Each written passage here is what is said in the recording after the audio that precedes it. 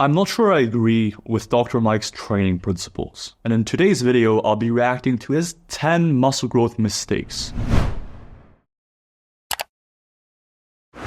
Welcome back, Dr. Milo Wolf, secretly Dr. Mike's lover, but on the YouTube scene, fierce enemies. By and large, Mike and I agree on stuff, but we do have our differences on certain topics. And so, I want to react to one of his videos and see whether we have beef, fam. Yeah, this beef bussin' for real right now, you know? FR, S tier, Pepe the Frog emojis. Am I young yet? Since I last hung out with Mike Israetel, I've tried to pick up on the cool kids lingo. But without further ado, let's get into it. 10 reasons. Let's get to them. Number one, first couple are nutritional.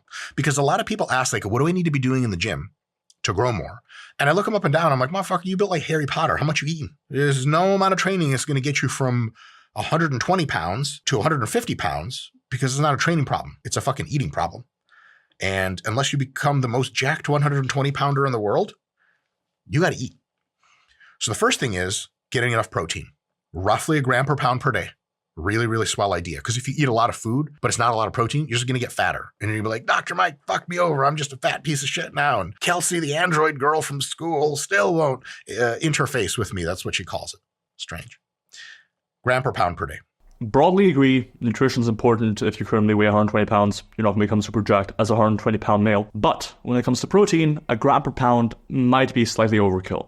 The recent meta-regression by Morton and colleagues found optimum hypertrophy at 1.6 grams of protein per kilogram of body weight per day. So 1 gram per pound is 2.2. Between 1.6 and 2.2, there is a relatively big difference. I think 1 gram per pound is totally fine as a useful heuristic, and it covers you in case there's any additional benefit, but the research doesn't suggest right now there's any additional benefit to be had by going above 1.6. On top of that, it's worth noting that if you're just getting into training, there's a decent chance you're overweight, and if you're overweight, you don't quite need 1 gram per pound. The 1 gram per pound rule, or for that matter, even the 1.6 grams per kilogram rule, would overestimate your protein needs, as it's based off body weight, and if you're somewhat higher in body fat, it's probably not accurate. There's a whole discussion to be had about whether or not protein requirements should be based on fat-free mass or muscle mass in general. That is complicated, because most people don't have a good way of estimating their fat-free mass to begin with. So all I'm going to say is, if you're somewhat higher in body fat, you can go even lower than this. Next, a sufficient number of calories. What is a sufficient number of calories? Don't even bother Googling. Don't stop typing to ChatGPT. Don't even ask. If you are gaining something like half a pound to a pound of weight on average, every week to few weeks, consistently, you're eating enough calories to supply all the raw materials that you need to get jacked.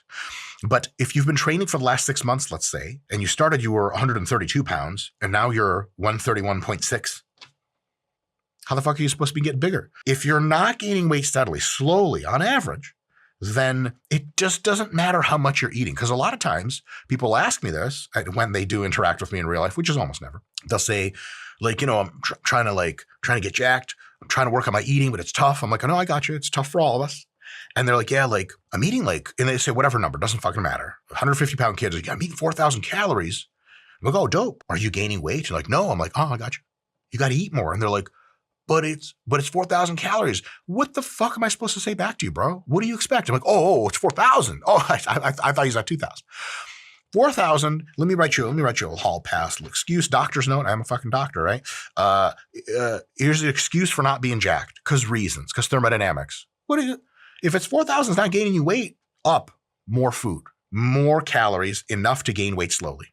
On the other hand, if you eat a crap ton more and you just gain like 2 pounds per week, which I have done, you just get really fat. Now you do get jacked too, but really ultra fat. Getting into a surplus does likely increase your hypertrophy, but the magnitude of difference is relatively small. Now, let me synthesize. If you're currently quite lean, say as a male around 10% body fat or lower, you almost certainly need to be in a surplus to see your best hypertrophy.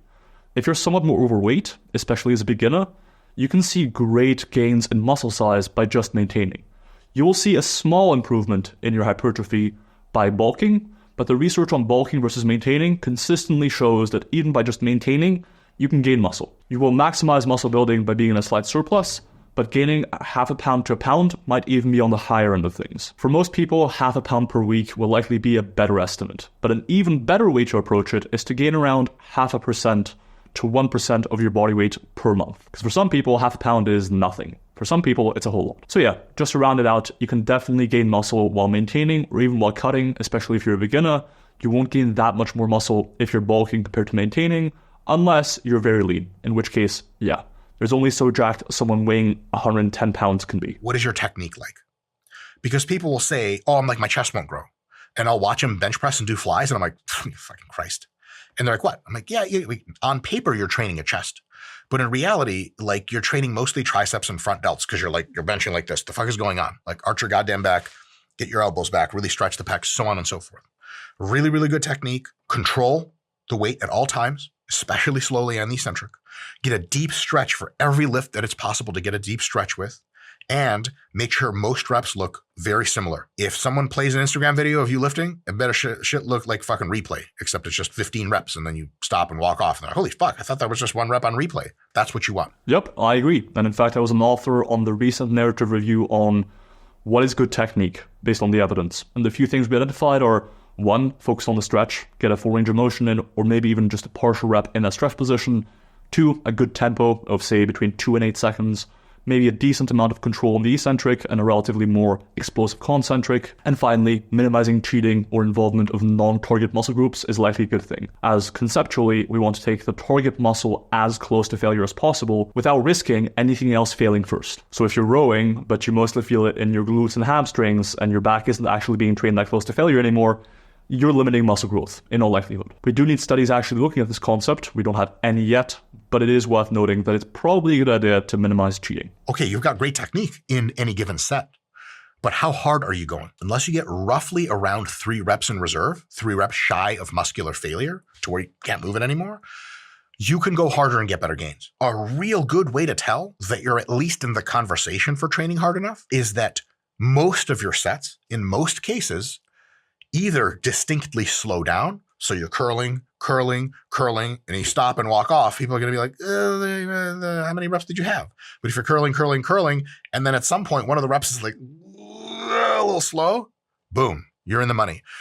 How far into that, how many reps beyond when it starts to get slow you go is actually a minor point. There's a very nuanced discussion there about how close to failure is good, but somewhere near failure is already so much better than far away from failure that at least get there from a troubleshooting perspective. And the second thing, even if your reps don't externally slow down, at least internally, you should be feeling a huge asymmetric buildup of resistance towards the end of your sets. So like when you're curling, easy, even if it looks easy to the external observer in the last couple of reps, internally, you've got to be like, holy fuck, I gotta really push. Like the weight, it feels like gravity just multiplied for no reason.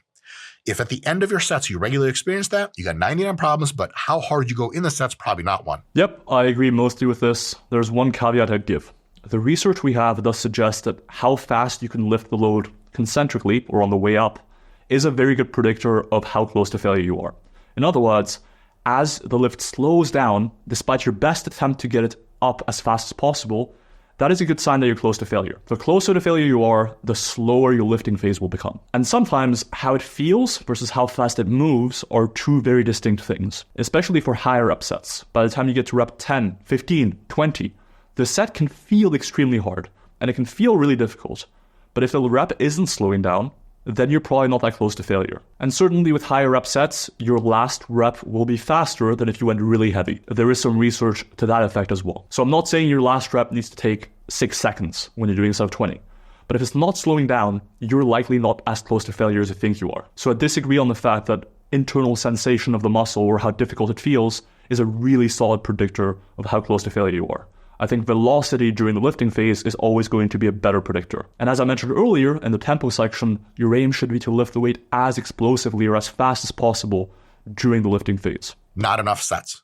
Generally speaking, per any session in which you try to hit a muscle, my take is that something between 5 and 8 working sets for that muscle, sets taken close to failure, with anywhere between your 5 rep max and your 30 rep max weight, kind of no wrong answers there. That is at least a really good guess to make sure you're doing enough work.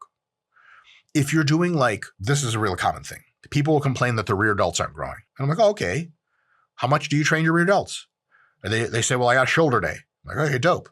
What does that look like? I could do overhead press, I do seated dumbbell press, I do side laterals, I do cable one arm side laterals, and then I go on the rear delt machine and I do 3 sets of 10 and I fuck off. I got it. How many shoulder days do you per week? It's like, well, one. It's called shoulder day, not shoulder days. Okay. So you train a muscle that's like this big that recovers in like a day once a week with 3 fucking sets, and you expect it to grow? What are you, nuts? That's actually below what you would expect to be even maintenance volume. So if you want a muscle to grow, you got to put in some fucking work. Now, 5 to 8 sets per session isn't 20 sets per session, but it sure as shit isn't 2 or 3 either.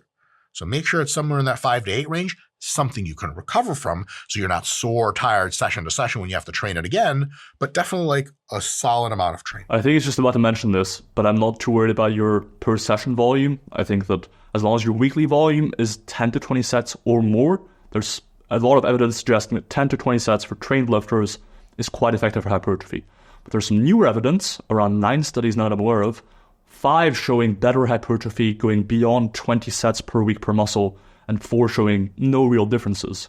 So there is even potentially a benefit to be had by going beyond 20 sets per week per muscle. So I'm personally not concerned about how many sets you're doing per session per muscle. I'm a lot more concerned with how many sets per week you're doing. But if you're training most muscles twice or thrice a week, 5 to 8 sets per session per muscle adds up to 15 to 24 sets per week per muscle. That's a solid range. So by and large, I agree. It's just not the first place I'd look as far as 10 muscle growth mistakes would go. Solid amount of training in one session is dope, but you need multiple weekly workouts to get your best results. And time again, all the literature reviews come in and they show us one thing, that on average, and there's some nuance here, you get better results training twice a week for the same muscle than you do just once a week. And in some cases, you even get a better result training that muscle 3 times a week than twice a week. But twice a week is what I would consider as a serious attempt at muscle gain. So if you tell me like, yeah, man, my fucking biceps won't grow. And I'm like, how often do you train biceps? Like, well, fucking bicep day. I'm like, okay, once a week. Like, yeah, come on, man. Twice a week, frequency is probably not your limiting factor, but you got to hit every muscle you want to grow, especially the problem areas you really care about, at least twice a week. That doesn't mean 3 times is better. There's a very nuanced conversation about 2 versus 3, but the conversation about 1 versus 2 is not very nuanced. Yes, gigantic pro bodybuilders can train a muscle once a week because it takes that long for the shit to recover. But last I checked, your biceps don't look like fucking Big Rami's biceps, and maybe you can recover quite quickly and train them, well, at least twice a week. And as far as total number of training days per week, for whole body, everything that you train, my idea of what like a decent effort looks like, a serious attempt, is 4 times a week training or more. And that means 4 times, 5 times, or 6 times a week training total, not per muscle, but just for the whole body. What does that mean? That means that if you're like, yeah, man, I'm just fucking trying to get jacked. I'm like, oh, cool. So you go into the gym. I do ask that sometimes. And be like, yeah, absolutely. I go to the gym twice a week. You're like, twice a week? As a beginner, that works. But if you are more of an intermediate, you've been training for a few years and you're really struggling to get to that next level of size, you got to show up to the fucking gym. I agree wholeheartedly. For muscle growth, you do probably want to be training each muscle at least twice a week. Whether much higher than twice a week is going to be better, I don't know. I think if there is a benefit to be had on balance of probabilities, it is likely that an effect is in favor of slightly higher frequencies. So if you came to me and you're like, look, I want to maximize hypertrophy, how do I do so? Based on the most up-to-date evidence in 2024. I would say train each muscle 2 to 4 times a week. We don't even know for sure that 3 times a week or 4 times a week is better than twice a week. It's relatively uncertain as of right now. But if there is a benefit in either direction, it is in favor of 2 to 4 times a week, not in favor of once a week. That is how the evidence is leaning at this point. Point number 7, not enough week-to-week consistency is the fucking killer of gains. Now, here's the thing. If you have baller genetics, you can train like every other week and still be the fucking big man on campus. Sweet. But first of all, you're probably not watching this video because too many science words confuses you. It hurts your tiny, soft brain. But I'm just kidding, meatheads. Stay calm. They're also not struggling. So you could watch a video about people struggling and kind of be like, oh yeah, I remember never having that experience. If you are struggling, that means you can't afford to be inconsistent. So if you tell me, hey, I'm having trouble growing, and I'm like, well, how was your last month of training? Kind of stable, everything's kind of clicking, or you got some problem areas? Like, well, I had finals and like family went on a trip. So like last month was just kind of bad for me, you know? Like, well, I solved your fucking problem, bro. Mystery solved. You don't actually train. Now, when you consistently start to apply any of these recommendations or even just your own program, then we can analyze and say, okay, this is the thing that isn't working. But if there is no thing to analyze that isn't working because you're not sufficiently consistent enough to actually do the thing, it's like telling someone like, oh man, like I really suck at math. Like, okay, like, so you study math and it just doesn't the concepts don't click. Well, like, I don't really study. What the fuck? How the fuck are you supposed to say, you're not even studying. If you study this shit and then it's hard, okay, great. You're not good at math, fine.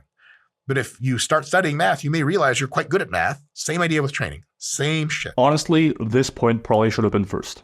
It's by far the most important. If you're training consistently 1 week every 12 weeks, and then you go off track again and forget about training, and then you're like, wait a minute, I, amongst all my other responsibilities, was supposed to be training, you got a big problem there. Forget about technique, forget about everything else, just get your ass in the gym.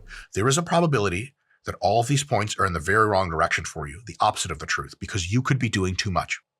How do you know you're doing too much? People say overtraining, overreaching, it's a thing. I'll say this. You know you're doing too much when you're grinding in the gym and you're just dog tired all the fucking time. And you might not even be getting excellent pumps anymore, not a ton of mind-muscle connection. You just feel like the gym is literally a fucking grind. And if you also are kind of losing steam and motivation, because you're like, I'm not getting bigger, I'm not getting stronger, and I'm just pounding away at it, at what point is the pounding going to get some results? Quote of myself to my wife. Ooh, we're getting carried away. If you are really grinding and really tired and you're not getting results, you could be training too much. But if you're not grinding and not tired and you don't feel totally spent for days and weeks on end, you're probably not overdoing it. If you don't have consistency, you almost certainly don't have an overtraining problem. If you have fucking gnarly consistency and you're kind of burning the candle at both ends and it seems like the harder you work, the more ground you lose, then backing off, taking all of your, so first of all, point number 8, deload every few months. Take an easy week of training or no training at all when you get really tired. Do that right now if you think you're overdoing it. Real quick, the vast majority of people aren't really struggling to recover. Overtraining is really infrequent within resistance training. It can certainly occur, but you have to take things to an extreme. For most people, most of the time, especially the relatively general population watching this video in all likelihood, I think that you're much more likely to be constrained by consistency, as Mike's pointing out. Slice everything in half. Cut all of your volumes in half. You typically do 10 sets of legs. Now you do 5. Do that low volume for a few weeks. You might actually start getting better gains right away. And if you think, okay, this is really way too low, increase the set here and there just to get it just right so that you get really tired and really sore. And then when your next workout comes up, you're completely healed and ready to go again. Like yesterday, my chest was sore and now it is not sore at all. Triceps are not sore at all. And guess what? In a couple hours here, I do my fucking chest and tricep workout. Perfect. So I know I'm healing on time. But for me, it's a surprisingly small number of sets that ends up checking the box in many instances. If for you, it could be more, fewer sets. Just make sure that whatever it is you're training with, start on the low end and work your way up. Don't start with psychotic high and work your way down, because if you start on the low end and work your way up, you actually get really good strength gains, at least with lower volumes and potentially some size gains. And as you increase, you could be like, oh, holy shit, I'm growing more. But if you start with too much, you actually just get overreached. And you start to not accumulate muscle, you start to accumulate potential for injuries and wear and tear and damage, you demotivate yourself. It's just all kind of bad stuff. Right, this might be where I disagree with Mike the most. I have a whole video debating him on soreness as it relates to training. That'll be linked in the description with Straw by Science. Soreness is a relatively poorly understood phenomenon. Just because you're sore doesn't mean you're still fatigued from a session. And in fact, soreness only correlates very weakly, if at all, to any markers of muscle damage. And that's evident in a study by Nosaka and colleagues, for example. So I wouldn't use soreness as a means to gauge whether or not you're ready for another hard session. Additionally, I think he and I disagree on 2 other things. One, the idea that you're accumulating fatigue week upon week. At the very least, this isn't really something we've looked at in the evidence and really detected. Most of the time, from lifting weights, fatigue might last 3 or 4 days at the most. And that's when you're doing a really hard session that you're not accustomed to yet, where the repeated bout effect hasn't really kicked in yet. The idea that the recovery timelines are somehow adding up and accumulating week upon week, in most situations, I don't think is going to happen. Instead, what's more likely occurring is you train, you mostly or entirely recover, and you train again. In other words, your recovery happens almost entirely from one session to the next. The timeline of recovery isn't sufficiently long to allow for the idea of cumulative fatigue at this stage to really be a concern. Now, if on the other hand, recovery took say 4 to 7 days or 14 days sometimes, then that could become a concern. But with a timeline of recovery for performance, especially to sessions you've been doing for a while, being like a day or 2 typically, you don't need to worry about cumulative fatigue so much. And likewise, the idea of deloads. While we only currently have one study on the idea of doing a deload, where participants either trained hard for 9 weeks straight, or trained hard for 4 weeks, took 1 week entirely off training, and then trained for 4 weeks again, and that's a study by Coleman and colleagues. While we only have one study on that right now, the evidence, broadly speaking, doesn't support that deloads are something you need to include every few months. In fact, after deloading, participants reported being more sore and a bit less motivated to train, if anything. And as far as muscle growth and strength gains went, if anything, there was either no difference between the two groups, or the results leaned slightly in favor of the group that didn't deload. So at least in the context of this study, across only 9 weeks and only training the lower body, it didn't seem like deloads were that good of an idea. Similarly, a couple of studies by Ogasawara and colleagues on the idea of training cessation, where essentially you take a few weeks off training after training hard for, say, 5 to 6 weeks, found that in general, hypertrophy is similar when you take time off or don't take time off. But if anything, yet again, results leaned in favor of the group that just stayed training consistently. And combined with the fact that most people just don't struggle to recover anyways because they're not consistent enough, etc., I don't think deloads is something that most people really need to think about as a top priority. Certainly not one of the 10 reasons why you're not growing muscle. And by the way, instead of soreness, the best indicator of whether or not you're doing too much and you're recovering or not is going to be your performance. If your performance is consistent week to week on the same lifts, or it's even improving week to week, you're not struggling to recover. Let me give you an example. You train chest on Monday and Thursday. On Monday, you come into the gym and you're able to bench 225 for 10 reps. Then you train on Thursday again, you train your chest. Then next Monday, you come back in and you only get 225 for 8 on Monday. By definition, that would mean that you haven't recovered from Thursday's session because your performance hasn't returned to baseline, or essentially the level it was at on last Monday. If on the other hand, you bench 225 for 10 or 11 or what have you, by definition, recovery has occurred. And because how well you perform is a result of so many different things on the physiological and psychological level, like for example, how motivated you feel, how much muscle damage you might have, etc., if your performance is consistent or improving week upon week, your recovery is likely not an issue, no matter how sore you might feel. If whatever types of rep ranges and exercises you've been doing just aren't hitting your muscles where you think they should be hit, underhand pull downs, you just think, I don't feel shit in my lats or my back, it's just mostly my biceps and my forearms, then don't just perseverate on those. Don't just be like, oh, it's fucking basics, man, it works for everyone. Try some different shit. So if sets of 5 to 8 on leg presses just kind of hurt your knees and don't really do much to your quads, even though all your buddies seem to think it's a great way to train, try sets of 15 to 20 on leg presses with some myo rep pauses. You might do one set like that and you fucking cook your quads. You're the most pumped you've been in your life. You get sore for 3 days and you're like, oh, that's the shit that works. You make that switch. Your entire training career is a lifetime of guess and check. It's a lifetime of experimentation because all the studies and all the science and all the bullshit I talk about on this channel is dope as a good first guess. But your body is yours and yours alone. Your journey is going to be yours. And there's going to be some exercises and some repetition ranges that work better for you than they work for the average, and others that work worse for you than they work for the average. So definitely take all the recommendations I've said, hopefully with a little bit of, oh, go, that could work. And then guess and check. Try some different exercises for about a month at a time to really see if they work. Try your best with them. Really try to get the technique going. So if you try barbell curls and they just don't work, try them for a few more weeks. Be consistent. And if after a few weeks you're like, okay, this definitely fucking blows, even though I've really tried to get as much exercise as I could, go to dumbbells. Go to machines, go to cables. And as your body evolves over time, some of the answers that used to be incorrect may become correct. Some of the answers that used to be like, this rep range and this exercise is really my shit, might become less your shit. And that's where variation comes in, is you're always doing some new exercises every now and again, and you're always trying some new rep ranges.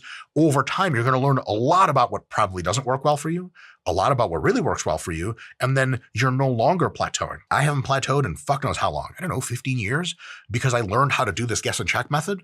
And once I learned that, even if I make small gains, I make gains all the time. I kind of agree. I think that some degree of exercise variation in your program makes sense. We have evidence on regional hypertrophy, or essentially how different parts of your muscle grow in response to different exercises, suggesting that to maximize hypertrophy of the whole muscle, aka of all regions, including different exercises that are better at hitting certain regions is going to be better than just including one, right? So some degree of consistent exercise variation within your program is good. Like, you don't just want to be doing one exercise for your back every given week. Ideally, for more complex muscle groups like your back, have 2 to 4 exercises, for example. Or for simpler muscle groups like your biceps, triceps, etc., maybe around 2 exercises is better. With that being said, I don't see a huge need to change exercises over time just for the sake of changing them, essentially. If you already have a complete routine that works every part of your muscle very well, why would you need to change it? To my knowledge, there's just no evidence to that effect yet. Similarly, it can be very difficult to actually troubleshoot a program effectively. Now, there is one exception to this. If your performance is consistently going down week upon week, you're either overtraining or you're just not training enough to even stimulate any growth or strength gains. Or in other words, you'd be above your maximum recoverable volume or below your minimum effective volume. Beyond that, it is very difficult to diagnose what is wrong with your program. And it's also very difficult to successfully individualize your training for better results for you as an individual. Because ultimately, we can say things like, oh, I get more of a pump doing this many sets on this exercise versus this one, and therefore this is more effective. The truth is, we don't have the evidence right now to say that if you get more pump from a given exercise than another, or you get more soreness from one exercise than the other, or any of these perceptual variables, that really predicts which exercise or which approach is better for building muscle. I have a whole video on the pump and soreness that I'll link below, but the truth is, these perceptual variables, I don't think we have the evidence for right now. Instead, try to make sure your program hits the fundamental big rocks that we've empirically observed to be effective for a large portion of the population. And then from there, you can certainly make small tweaks based on how you feel you're responding. But just keep in mind that you probably don't want to stray away from the big rocks, because in all likelihood, you're similar to the average person. And this exact issue is where Mike and I diverge on our opinions. I tend to be a bit more of an empiricist who's relying on studies on actual muscle growth and trying to see whether one approach leads to more muscle growth than the other. Whereas from what I've seen, Mike might be a little bit more of a rationalist. He absolutely looks at the results of studies, but he also tends to rationalize into certain training approaches. I don't think there's a huge harm in that unless it's taking you away from what we've empirically tested and seen to be generally more effective. And especially with things like the pump or soreness, where we don't have evidence for them really predicting hypertrophy very well, I think that rationalizing your way with those in mind might be a mistake. But to be honest, this intellectual jargon, it wasn't really what I was paying attention to. The whole time, I was just looking at Mike's big old cleavage. I was distracted. This shit bussin'. You know, honestly, now that I've wrapped up the video, I would give this video of Mike's like an 8 or 9 out of 10. Very solid. I have my nitpicks, because that's what scientists do, I guess. But broadly speaking, very solid, very good advice. Certain things like deloads, I think might have been a bit overemphasized. Likewise with the use of soreness or the pump as a means to predict hypertrophy or recovery or what have you. But by and large, really solid. If you enjoyed this video, please leave a like, comment, subscribe. Let me know who else you want to see me react to. If you'd like the best training app out there, consider checking out myoadapt.com. Myoadapt is based on the most cutting-edge scientific research. It takes all of the latest exercise science and puts it into an app. It is a coach in your pocket. It adapts your training program to you, your schedule, your preferences, your history, how long you've been lifting, your preferred routine, and much more. It ranks exercises for you based on how effective they are, based on the available scientific evidence. If you'd like to be notified when it comes out, so you can jump on the ship, check out myoadapt.com and sign up to be notified when it does get released. And if you do sign up, you'll be able to lock in at a lower price than anyone else. In the meantime, if you'd like me to coach you, check out the link above and I can become your coach. Now you might be saying, Dr. Milo Wolf, I see your t-shirt, I like the color, and I too would like to look like a crayon. Well, you can do just that. Check out Rascal Apparel. If you like any of their clothing and you want to use my code, use code WOLF at checkout for 10% off. And now that I've successfully sold my soul, have a phenomenal day, pay me your money, and I'll see you next time. Peace.